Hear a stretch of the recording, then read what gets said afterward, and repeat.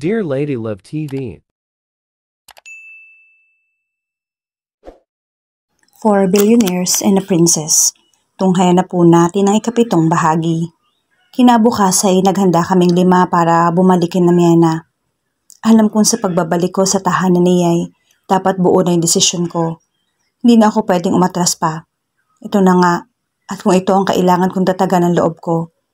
Pagkatanggap sa akin ni Miena sa tahanan ni Yay, isinaad kong buo na ang desisyon kong tanggapin ang buong responsibilidad ng Ariana Princess. Kung kaya namang kinagabihan ay isang ritual ceremony ang sinabi sa akin ni Miena ang kailangan naming pagdaan ng 6. Kinakailangan naming sumailalim sa isang ritual ng pagkabuhay o awakening upang mas maging handa sa bawat isa sa amin sa pagdating ni Arcus. Matapos ng preparasyon na ginawa nila Miena at Zen, ay binilinan pa nila ako bago tumayo sa may center ng circle. Bago tuluyang tumuloy ay muli kong tinignan si Miena. Basta tandaan mo ang sinabi kong banggitin mo sa huli. Huli niyang bilin at saka ako pumesto sa gitna ng malaking bilog. Kinakabahan ako. Pakiramdam ko ay parang iaalay ako ng 4 na ito sa itsura ko ngayon. Hindi ko alam kung ano susunod na pwedeng mangyari. Pero huminga ako ng malalim at muling sinambit ang parehong linya na nabasa ko mula sa painting ni Ariana at idinugtong ang itinuro sa akin ni Miena. Sacred Ariana, hear me. Descend inside of me, your heiress, the Ariana Princess. Sunod-sunod na lumiwanag ang mga circles na kinatatayuan naming 5 sa loob ng isang napakalaking orb. Liwanag na kulay ginto sa sobrang kintab nito. Ganito yung parehong liwanag na bumabalot sa katawan ko noong una kong pagpunta sa bahay nila Miena.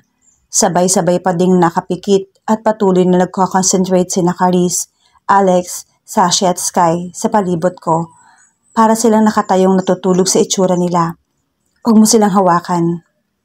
Ikinagulat ko nang mawala ang liwanag sa kanika nila at sabay-sabay silang nagsipagtumbahan sa semento. Huwag mo silang hawakan, ulit ni Sen at pigil ka agad sa akin nang lapitan ko sila. Ha? Bakit? Teka, paano ba sila? Don't worry, buhay sila. Natutulog lang. Bawal mo silang hawakan dahil hindi masasakatuparan ang awakening nila bilang sentries. Sabi nito, alangan namang hayaan ko silang matulog samantalang hindi pa tapos yung ritual, hindi ba? May aberya bang nangyari? This time, si Miena naman ang sumagot sa tanong ko. Wala, naisakatuparan na ng unang parte ng ritual. Ang susunod at huling parte ng ritual ay nakasalalay na sa mga kamay mo, Yana. Huling parte ng ritual? Ako? Pero paano?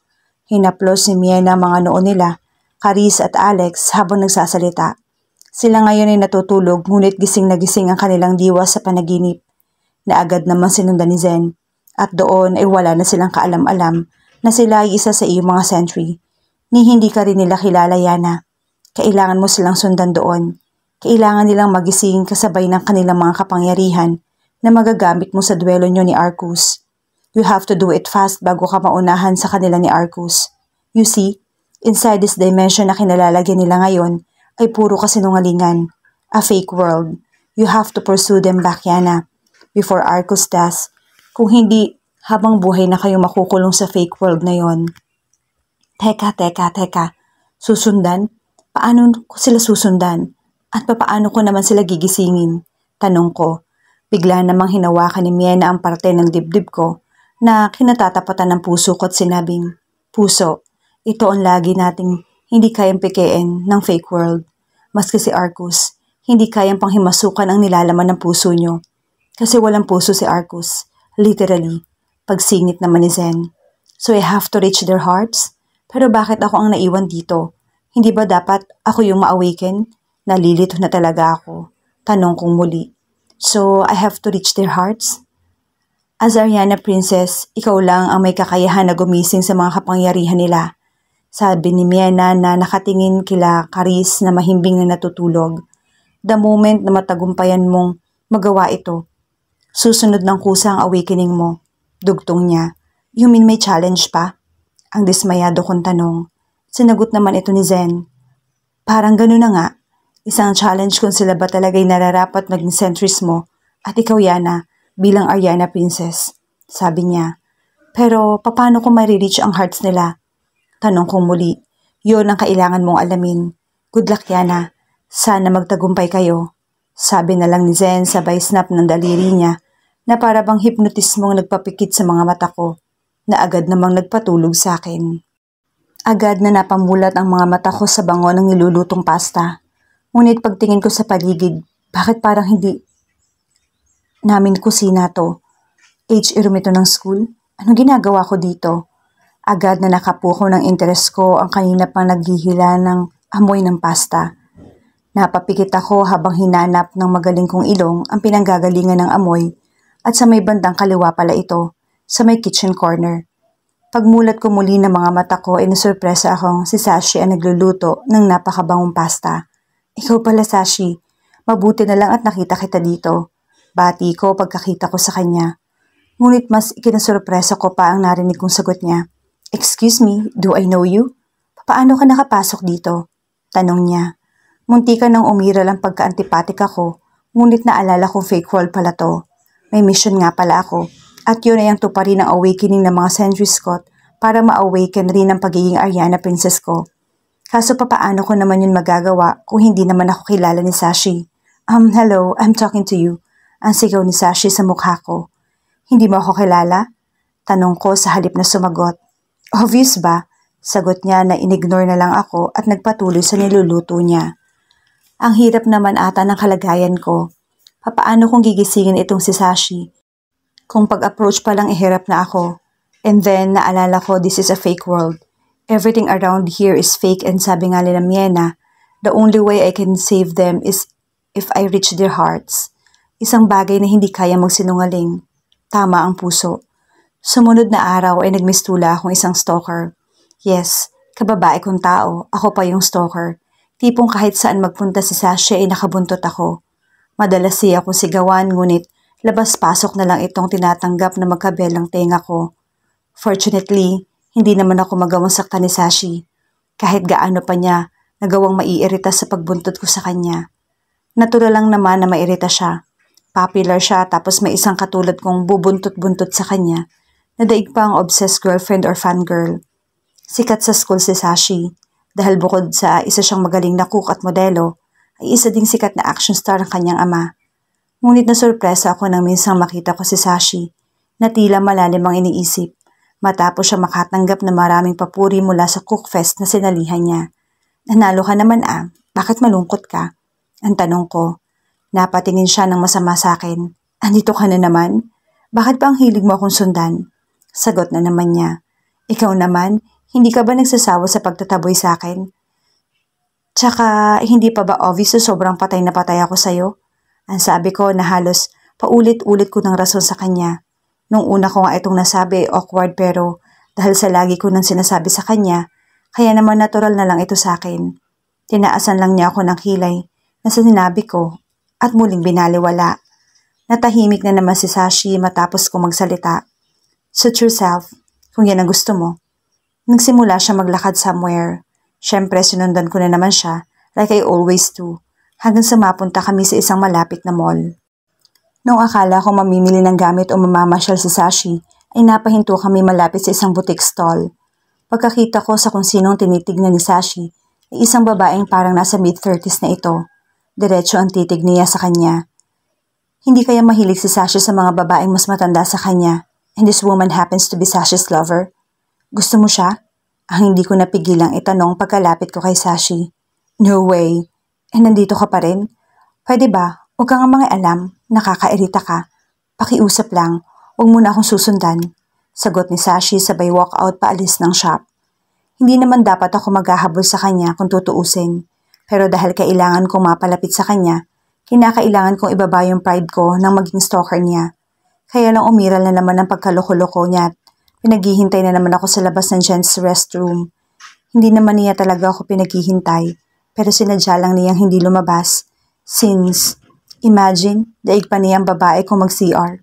Wala namang masyadong nagbabanyo kaya hindi niya pwedeng idahilan sa akin na mahaba yung pila. Aba, ang tagal, bulong ko sa sarili. At hindi ko na mapigilan yung sarili ko, kaya nagmasid-masid muna ako bago pumasok sa loob. Hindi ko inaasahan na may ilan pa palang nagbabanyo sa loob. Nagulat sa pagpasok ko at agad-agad silang nagsipag-zipper ng pantalon nila at pabulong-bulong pang naiinis habang nagsipaglabas ng CR. Alam ko nandito ka pa sa loob. Saad ko na nagpaparinig sa nagtatagong si Sashi. Bigla lang ang sinipa niya ang isang pintuan ng cubicle kung nasaan siyang nakaupo sa nakatakip na toilet bowl. Wala ka na talaga natitirang kahihiyan maski comfort room na lalaki pinasok mo. Ganun po ba talaga pag gusto mong pagpilitan yung sarili mo sa akin? Sunod-sunod niyang tanong. Hindi ganon. Tugon ko lang sa tanong niya. Then, tumayo siya't mabilis na lumapit sa akin at nilak ako sa pagpapasandal niya sa akin sa may malapit na faucet at sink area. Paano ba ang gusto mo mangyari sa atin? Dalawa lang tayo dito. Gagamit pa ba tayo ng cubicle o dito na natin gagawin? Ang biglang malademonyo niyang tanong sa akin habang unti-unti na niyang binababa yung kamay niya sa may unang botones ng blouse ko. Hindi ito ang Sashi na kilala ko. Ito na ang epekto ng panigurado sa kanya ng fake world na to. Mabilis akong pumigla sa kanya at sinampal siya bago ako lumabas. Mabilis naman siyang lumabas at huminto pa sa harapan kong nakangiti. Siguro naman titigilan mo na ako, sabi niya at nagpatuloy na siyang lumayo naman sa akin. Sinundan ko na naman sana siya, kaso bago ako makaalis ay bigla akong pinigilan ng isang maskuladong lalaki na nakilala ko agad dahil siya ang action star dad ni Sashi. Kaibigan ka ba ni Sash? Tanong sa akin ng dad ni Sashi. Opo, ang pilit kong sagot despite sa pagkaka-starstruck sa hunk father niya. Hay, ang batang yan. Hindi pa din kasi niya tanggap na hiwalay na kami ng mama niya, kaya pinag-iinitan niya palagi yung stepmom niya. Alam na ng buong mundo ang issue na ito at tanggap na din nila maliban lang sa kanya. Hindi ko din siya masisisi pero malaki na siya para mag-asal bata. Buong pagkukwento sa akin ng papa niya. So yung medyo aged na babae sa butik kanina ang stepmom ni Sashi. I didn't know tapos iba pa yung nasabi ko. Nakakahiya talaga. Wala akong kaalam-alam na ganito pala yung pinagdadaanan ngayon ni Sashi. Sa likod pala ng kasikatan ng pamilya niya, sa tila masayang larawan ng pagiging popular kid niya, nagtatago ang hindi napapansin ng karamihan, ang malungkot at nag-iisang si Sashi. Somehow, na-realize ko na hindi lang puro kasinungalingan ang nasa fake world na to. Somehow, nire-reflect din ito ang kadalasang hindi nakikita ng karamihan. I wonder kung ganito nga rin ba doon sa tatlo. Agad kong hinabol si Sashi na naabutan kong naglalakad-lakad sa may parking lot ng mall. Sashi, sandali. Sigaw ko na halos maubusan ng hininga sa paghabol sa kanya. Nakausap ko yung dad mo. Stepmom mo pala yung nasa shop. Sayang, hindi mo man lang siya nakilala. Sagot ko pa rin sa halip. Wala siyang kwentang tao. At isa pa, sino ka ba para magpakilala sa kanya? Ang kapal naman ata ng pagmumukha mo. Itinago ko na lang sa tawa ang pagtitimpi ko sa masasakit na salita ni Sashi sa akin. Don't worry, kapag may pera na ako, magpapadorma ako. Pababawasan ko yung kapal na mukha ko. But for the meantime, gagamitin ko muna itong shield laban sa masasakit na salita mo. Sana nga meron din ganito yung stepmom mo at dad mo para may shield din sila sa mga ginagawa mo. Sagot ko at nanlaki ang mata ni Sashi sa sinabi ko. Anong ibig mong sabihin ha? At hindi na napigilan ni Sashi ang sarili niya at hinigit niya ang kuwelyo ng uniform ko. Agad naman akong pumiglas at hindi na napigilan ng sarili kong masampal ulit siya. Sashi, huwag mong hayaang mangyari sa'yo to. This thing about your family, do not let it eat the world of you. Na nasa fake world ka ngayon at ginagamit lang ni Arcus ang tungkol sa pamilya mo para mabihag ka niya at tuluyang makulong dito. I need you, Sashi. Wake up. Ngunit tumalikod lang siya at sinabing, shut up and just go home. You're talking nonsense.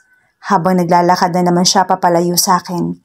Nasusundan ko na siya ay hindi ko na alam kung nasaan nanggaling ang bumusina ng pagkalakas-lakas na isang delivery truck. Tila nawalan ito ng preno at akmang sasagasa sa akin.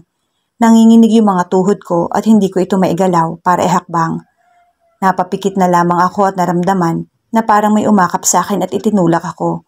Pareho kaming bumagsak sa semento na kung sino mang umakap sa akin para sagipin ako. Napadilat ako at pagkakita ko ay si Sashi na nakapaibabaw sa akin na tila nanginginig din sa ginawa niyang pagsagip sa akin. Kitang-kita ko sa mga mata niya ang matinding pag-aalala. Nasaktan ka ba? Tanong niya kaagad na tinitigan na yung buong katawan ko. Bigla ko nakita sa kanya yung totoong Sashi na kilala ko. Bigla tuloy ako nabuhayan ng dugo. Nang bigla namang may boses ako narinig. Ito na yung pagkakataon mo. Ang bulong ng boses na tila nang galing kay Miena. Napatitig ako kay Sashi at kinulong ng dalawang kamay ko ang nanginginig niyang pisngi. Thank you, Sashi. Now, Wake up my century. Sabi ko matapos ay inilapat ko sa mga labi niya yung labi ko na siya naman nag-create ng isang nakakasilaw na liwanag sa pagitan namin. So, this is how I'll reach their hearts. Through kiss.